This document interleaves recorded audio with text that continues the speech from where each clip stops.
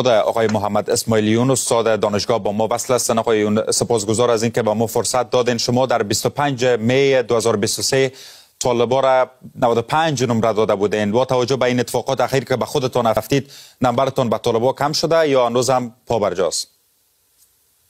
سلامونه تاسو ته. قضاوتونه کله کله سم نه دي. د تاسو تلویزیون چې دی د ته عام افغانان اوس د شیطان انټرنیشنل وای نه افغانستان انټرنیشنل، ځکه چې خبرونه اکثره مغرض دي او د افغانستان په ګټه نه دي. خیر موږ به کجای خبرهای ما مشکل داره آقایون و کجاش به نفع مردم نیست؟ بس تاسو خپل یو کار د خپل چې به طرفه کمیټې ته د خپل خبرونه ورکړي بیا درته معلومیږي. نه شما قضاوت میکنید کجاش به طرفانه نبوده یا کجاش به نفع مردم افغانستان نیست؟ مثلا چی را دروغ گفتیم؟ دا مې درته په دې خاطر وویلې چې تاسو څو ځله زما باره کې ویلي چې دا یو جنجالي شخصیت دی. مخکې تاسو خب جنجالی شخصیت هستین دیگر آقایون، مگر نیستین؟ شما یک بار میان از طالبان انتقاد میکنین، یک بار هم تعریف میکنین.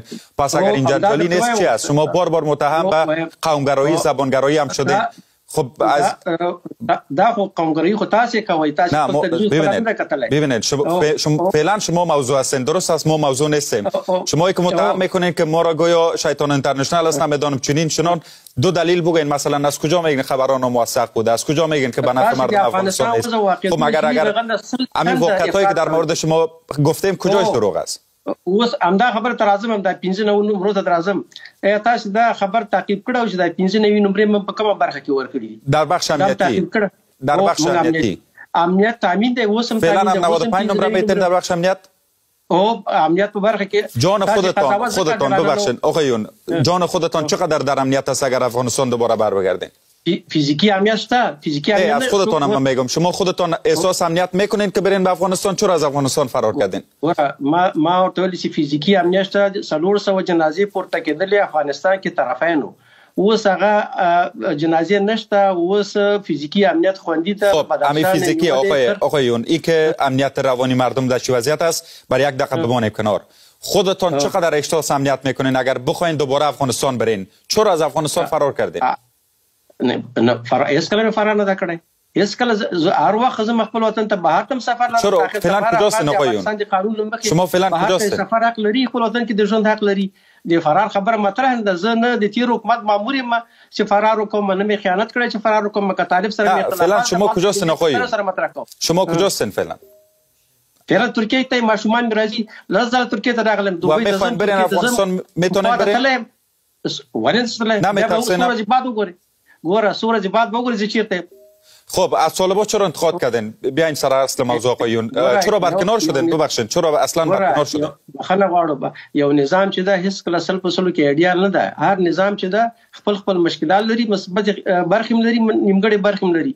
مثبت برخې تایید وړ دي، نیمګړې برخې د انتقاد وړ. شما چرا برکنار شدین آقایون؟ از موضوع بسیار دور میرین. من میگم شما میاین دست به دست با مقامات طالبان لب خنده نوار تقسیم میکنین، قطع میکنین. ببخشید باز چند روز بعد از امو شما برکنار میشین، درست است؟ حتما دلیل داره. یا شما مشکل دارین یا طالبان مشکل داره. وروره ما نشه کولای چې پونتون ته هر ورځ حاضري ورکم. ما په دې خاطر ما مشکلات لرل. ما ګڼ شمېر فرهنګي کارونه لرل، اجتماعي کارونه مې لرل. ما پونتون ته وویل چې زه په څو شرایطو باندې راځم دلته درس ورکوم چې د لیسانس دوره کې. چی مشکل بود آقایون در کار فرهنگی شما؟ چی مشکل بود که طالبان خوششان نامد؟ طالبان وزیری غوښتله یو دولتي مامور په شکل باندې چې سهار نه بجې تر مازدیګره پورې هغه کارمان نشو کولی. ځینې نورې تنګ نظرۍ مې چې هغه ورته مې اشاره کړې ده په خپله لیکنه کې. تنګ نظري ما نشو زغملی. حاضري ما دپاره مشکل کار و، ځکه زما مکلفیت ډیر کم ده. پونتون کې 4 ساعته د لیسانس دورې لپاره. اگر شما متوجه بودین چطور با طالبان شما عکستان هم خودتان در فیسبوک نشر میکنین، با سران طالبان میاین یک جای میشینین، درست است؟ با لب خنده نوار قطع میکنین. پیش از او 1-2 سال پیش در 25 می شما میاین میگن که زما دښمني چې د افغانستان له مخالفینو سره ده. طالبان د افغانستان خلک زور سره عکس نشم نکم چې کله چې دغه ټول سیاسيون د تاسو چې ملاتړ کوي دغه سیاسيون چې تل طالبان سره عکسونه اخیستل دغه نه ولې مخالفت نه کوي. احمد شاه مسعود طالبان سره عکس نه اخیسته. طالبان سره میدان ښار کې ناس نه وو، رباني سره ناس نه وو، د کرزی سره ناس نه دی. درست است. آقایون شما اجازه بدین من سوال کنم. شما برکنار که شدین، درست است؟ شما میگن که دید طالبان محدود است و نمیپذیرن فعالیتایی که شما میکردین. شما مستقیم برکنار شدین، از شما بسیار با عزت خواستن که برین کنار یا بیابرو به عزت بردن شما را زندان مثل سایر طرفدارای طالبان؟ خبره مطرح نه و ما خپل سو زله ورته ویلي چې زه نشم کولای په دغه شرایطو باندې. نو ما خپل استفهام کړی و، استفای ونه منله، بیا مې بیماش رخصتی وغوښتله او بیماش رخصتی قبول نه کړه. نو دولت شما گفتین که به خاطر که طرفدار بشکه و انتحار انفجار اینا نیستین و طرفدار علم و کتاب هستین برکنار شدین، درست است؟ چرا شما را طالبا یک لحظه اجازه بدین آقایون، طالبا چرا شما را با شما یک برخورد یگانه میکنه که میگن بسیار با عزت هنوز شما استعفا کردین و قبول نمیشد، ولی یک نفر دیگه که میآید در پست فیسبوکی خود بسیار یک انتقاد کوچک میکنه، 1 سال زندان هم سپری میکنه و به شدت شکنجه و مجازات هم میشه. چرا با شما برخورد دوگانه میشه، با مردم عادی دیگه گونه برخورد میشه؟ هغه نو د حکومت کار ده، زه خو ټول حکومت مسئولیت نه لرم، زه د خپل ځان مسئولیت لرم. زه خو د حکومت شما پیش خود چی فکر میکنین؟ این انتقاد که شما میکنین مثلا آقای استاد جلال هم کردن، درست است؟ شما دیدین که چی آمد بالایشان؟ شاید کمتر از شما بسیار انتقاد تون در برابر مقامات طالبان میکنین، چرا با شما چنین برخورد میشه، با استاد جلال چنین نشد؟ ګوره چې ما سره هم ډیر ځای کې د سخت برخورد شوی. چی برخورد شده؟ خود شما میگن نه زندان اندین نه شکنجه شدین. څنګه؟ شما میگن نه زندان طالبان را دیدین نه شکنجه شدین، از شما بسیار محترمانه خواستن که یو سړی حتما زندانی شي یا وژل شي، بیا تاسو په قناعت کوئ چې والا دا سړی چې دی. ببینین شما ببینین آقایون بسیار منصفانه باشین، شما مسلمان هستین، درست است، قبول دارین، اردوی ما روزه هم شاید داشته باشیم، شما نمیدونم من روزه هم دارم. آقایون شما هم انتقاد کردین، فقط گفتین که نمیدونم من طرفدار بشکه نیستم و درس هستم، به این خاطر من طالبا از کار برکنار کردن، درست است؟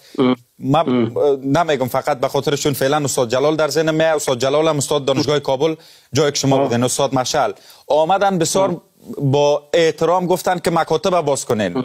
برادر شما مشکل دارین، اونا رو دیدین که بالاشون چی آمد، زندانی شدن، شکنجه شدن، فعلا در تبعید هستن. شما میگن که من هیچ مشکل ندارم، چرا دلیل برخورد دوگانه چی است؟ استاد جلال خو چا په ملکند په زور انده وستله خپل لاړ دس ایس امکان نه لري چې په آقایون شما از حقیقت فرار میکنین.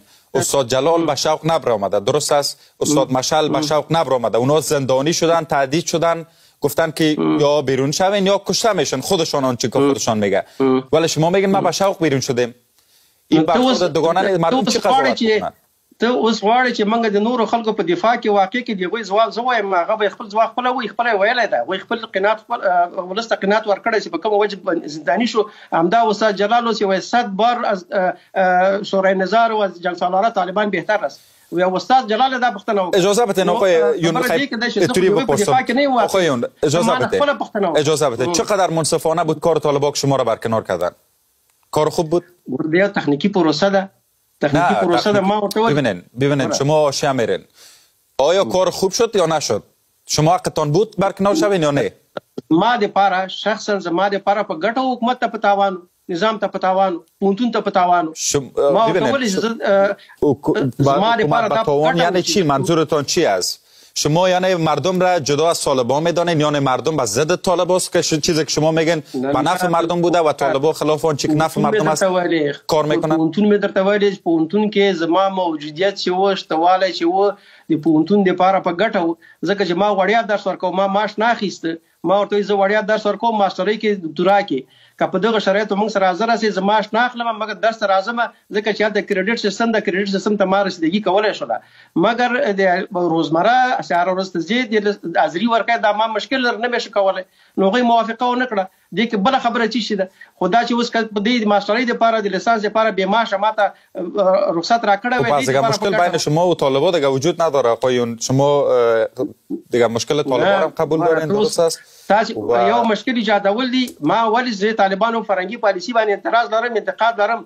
ما زه وایم چې د بم سړی د بوشکو سړی به د لوړو زده کړو په وزارت پر اس کې نه وای راغلی، د سیاحت وزیر به ډاکټر وای، د فایدامي وزیر به د انجینر وای. دا طالب پورې ځواب جوړ نه لري که طالب دا کار کوي که غیر طالب کوي. مخکې هم داسې و چې جنګ سالاران په واک کې موږ مخالفت کوو، اوس هم چې طالبان غیر مسلکي کسان د لوړو زده کړو وزارت پر اس کې راولي، دا د انتقاد وړ ده.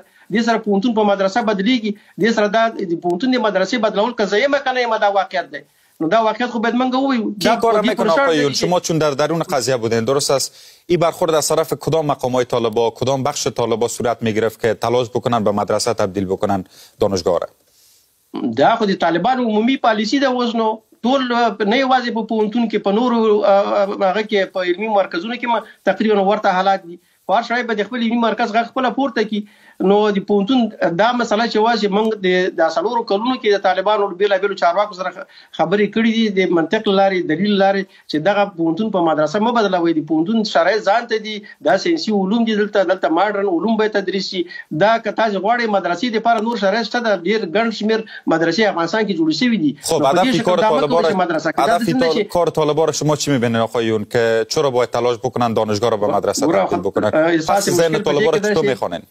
مشکل تاسو په دې کې د تاول د 15 نمبر خبره وکړه. موږ په امنیت کې 15 نمبر ورکړې، طالبان تم په تعلیم کې تعلیمي ډګر کې صفر ورکړه. ما میدونم آقای ما تمام مصاحبه شما را دیدم، ما موضوع را 95 نمبر گفتم. تعقیب میکنین. بله من مشخص نساختم که ببینین من مشخص نساختم که شما در تمام موارد به طالبان آمدین 95 دادین، درست است؟ شما آمدین پرداختین به این موضوع. حالا من همین سوال مسنه شما پس ذهن طالبان را چطور میدانین، چطور میخوانین که چرا بیاین مدرسه دانشگاه را به مدرسه تبدیل بکنن؟ دا باید په برخه برشي. منګه د امنیت په برخه کې، د افغانستان د استحکام په برخه کې، د غلو رهزنو د ټولولو په برخه کې طالبانو پالیسي تاییدو، مګر د تعلیم په برخه کې او د ښځو د حقوق په برخه کې د هغوی پالیسي د انتقاد وړ ده. مخامخ ورته ویلي ستاسې تلویزیون لارې نور ځای کې ورته دا خبره کوو چې په عصري علومو په برخه کې طالبانو چلند چې دا د منلو وړ نه ده، د غندلو وړ ده. مګر د امنیت په برخه کې د خطر چې بیلابیل جنګسالاران د افغانستان مخالفین غله رهزن د افغانستان ټول کړ یو واحد مرکزی حکومت را ټینګ او د افغانستان د ثبات لپاره کار وکړ. دا برخه تایید وړ. چقدر موافق هستین آقایون؟ چون شما بسیار به موضوع امنیت میپردازید، مسائل زیاد دارم ولی اجازه بدین که میرم گپ بزنیم. شما میگن که طالبان 95% برشان نمره میتین به خاطر امنیت آوردن و هنوز به گپتون هستین. چقدر موافق هستین که دلیل ناامنی افغانستان در 20 سال گذشته خود طالبان بودن؟ حالا که در حکومت آمدن کسی نیست که امنیت را خراب بسازه و مختل بسازه. آیا با این گپ موافق هستین یا نیستین؟ نه دا خبره چې دا یو برخه در 20 سال گذشته کی خراب میساخت؟ حکومت د امنیت مکلفیت لري، مسؤلیت لري. دا په دې معنی ده چې پولیس وایي چې ولا غله لګیږي نو زما مکلفیت نه لري. پولیس وظیفه دا ده چې خلک کنټرول کړي، نه هغه څوک چې نامني اجازه کنټرول کړي. د پخوانی حکومت د سلويخ یوادونو مرسته سره د مکلفیت ده او د حکومت په توګه چې امنیت کنټرول کړي. هغه طالبي جنګسالاري قبلي دا د حکومت مکلفیت ده. اوس وګورئ اوس د طالبانو مکلفیت د حکومت په توګه چې د امنیت کنټرول دی کنټرول کړي. طالبان راتګ نه مخکې کابل کې 15,000 کابل خاران هغه کې طالبان نه وو. 15,000 کابل خاران دي جنګسالارانو شهیدان کړ. چا مخاوني ولا اجازه بدین که چون فرصت کم است به تمام موضوع بپردازیم. چه اصلاحات را شما انتظار دارین که از طالبان ببینین؟ چه تغییرات را میخواین؟ په هر ترتیب چې طالبان باید د خويندو حقوق ورکړي. دا موږ دا ورته مخامخ ولشتاسي د امریکا د اشغال په خاطر راغلي وي، اخر خويندو سره په جګړه اخته شولې. د تعلیم د انسان حق ده، د ښځو حق هم ده، د نورو حق ده. طالب حق نه لري چې د ښځو په مخ د تعلیم دروازې وتړي. دا حق ده، نه یوازې حق ده بلکې د دولت مکلفیت ده، وجیبه ده چې په دې برخه کې سہولت رامنځته کړي. په تعلیمي ډګر کې او په ځینو مسلکي پوسټونو کې، په پوز کې، په نورو برخو کې به طالبان مسلکي کسان وټاکي.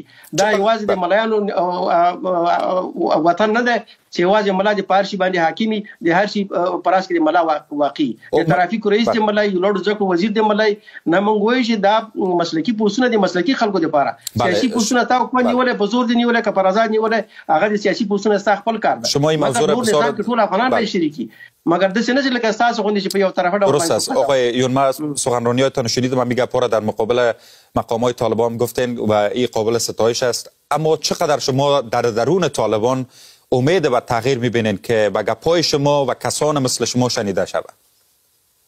یعنی زه خو د سل په سره کې ژمنه نشم کولای، مګر زه هیله لرم ځکه چې موږ چې کم د تصور لرو د افغانستان داخل څخه او د والته اوسېدلي اوس په ورځ ژوند کړی یوازې محدود کسان دي چې د ښځو تعلیم او د داسې حکومت چې ټول افغانانو لپاره د منلو وړي دغه مخالفت کوي چې دغه چوکۍ په خطر کې دي. نور اکثریت کابل میشتي چارواکي چې دي یا نور طالبان چې دوی ویلي چې موږ د اوږده تجربه ده چې انحصاري حکومت نه چلیږي او داسې حکومت چې د خلکو غوښتنې منعکس نشي کړی دا دوام نه کوي. د خپل تجربه د حکومت د تجربه نو دا مګر یو فشار ته ضرورت لري، یو اخلاقی فشار ته، ولسی فشار ته، نړیوال فشار ته، دا ټول فشارونه یو ځای شي چې دا محدود کسان چې ترقی تعلیم مخالفت کوي دې په مقابل کې باید ودرېږي. معتدلو طالبانو سره چې هغه د ریفورم طرفدار دي او نور افغانانو سره چې هغه په افغانستان کې د ریفورم د ترقی او د تعلیم پلویان دي دغه ملاتړ باید وکړي. مګر په دې شکل نه کېږي چې لوی مخې یو پدیده چې د په ټولنه کې مطرح ده هغه لوی مخې موږ په کرخرا کاږو چې تشکر آقای بله آقایون. قرار بود 10 دقیقه مصاحبه بکنیم ولی چون مصاحبه جذاب بود گپ به 15 دقیقه کشید. از حضورتون در برنامه سپاسگزار هستم آقایون. مننه کورادم تاسو.